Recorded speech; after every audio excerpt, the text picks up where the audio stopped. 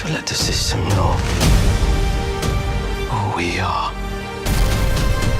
With one of my favorite shows, The Expanse, returning this week with the first 3 episodes of its 5th season, I wanted to take a look back and see what makes the show so loved by so many fans. So loved, in fact, that it was resurrected after being cancelled for double its run. Hey everyone, welcome back to the channel. My name is Brandon, and this is Film Flare, where we discuss anything and everything that makes film and television great. So be sure to subscribe, and let's talk about a great show.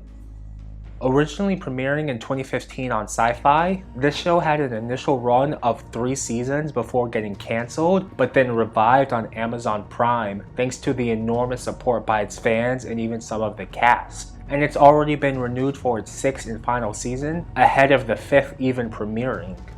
Let's take a look back at what made this one of the most loved science fiction shows, especially spacefaring sci-fi shows in recent history. Something that it's managed to do from the very beginning. Now, the concept of the show is simple enough. A few centuries in the future, a ragtag group of anti-heroes unravels a vast mystery that threatens the solar system, already on the brink of war, when mysterious and unexplainable events start happening. Off the bat, the opening credits are amazing.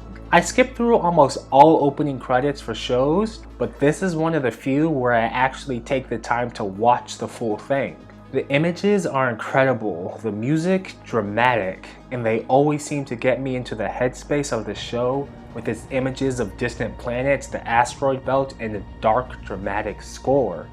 Now, opening any type of show is always a difficult thing to do, because you have to set up the world, lay out the rules, the main players, the objectives, and so much more in a quick and efficient way so you can jump right into the main story.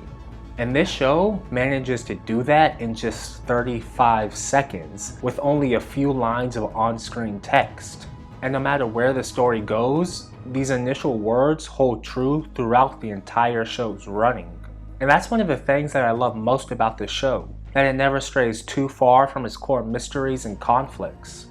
While there are other stories happening, underneath it all is this great mystery that links everything together and is truly bigger than any individual story. And with a solid backbone, everything else has a natural way of unfolding while still staying connected to the bigger picture. From the proto-molecule experiments, to the rings, to everything else, the story is never too far away from its otherworldly shift in power. This story doesn't need to rely on the spectacle to be interesting, but everything is just cooler in space. Which brings me to another thing that really makes the show stand out. And that's the level of detail that went into making this show about interplanetary travel and space battles feel as realistic as possible. This story may be science fiction, but nothing about the science of it all is fiction. Everything is based in present-day tech and our understanding of the laws of physics, only just extrapolated out into the future.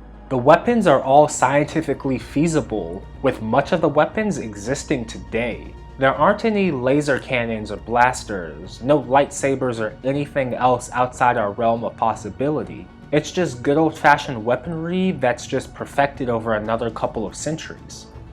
Even the ships themselves are carefully designed to be operational in the vacuum of space as we know it. No wings or aero surfaces, just metal tubes with thrusters to maneuver in space as we know it. And in a departure from the most popular sci-fi stories to date, there is no faster than light travel. Although I am curious as to just how fast the original Epstein drive made it before it ran out of fuel. Even the logistics and effects of living in space line up with everything we already know. We know that extended time in low gravity affects all body systems, and generations of living in space would no doubt alter the human biology, such as bone density, muscle mass, and sensitivity to Earth's full gravity. We're also very much aware that water and oxygen are both very important and very rare in space, so of course the Belters will put a higher value on it than residents of Earth. Everything just makes sense to the audience, so it's easier for us to understand and relate to the fundamentals of the story. So when the story throws us a curveball like the proto-molecule, we can be just as confused and nervous about it as our characters, making us need to know more about this mysterious substance that doesn't care about our laws of physics. And speaking of the characters, this story has some of the best and most diverse group of them, all with different inherent allegiances, motives, and their own stories and plotlines to be explored. And while they may act as a group, they all maintain their individualism, which helps keeps their dynamics fresh and unique, no matter the situation the story throws at them. We've got 2 men from Earth, 1 from Mars, and another born and raised in the Belt, and their birthplaces are only where their differences begin. There's Naomi, the ex-terrorist who gave up a life of crime but is still torn between her new family and her duty to her home. Then we've got Alex, the retired Martian pilot who for some reason just can't seem to bring himself to return back to his family on Mars. And my favorite character is Amos, the boy from Baltimore who gets set off by the smallest of slights due to his dark past that he refuses to talk about. He's both the most straightforward and the most complex character of them all. Someday I think you and I are going to end up bloody. How about now? I'm free right now.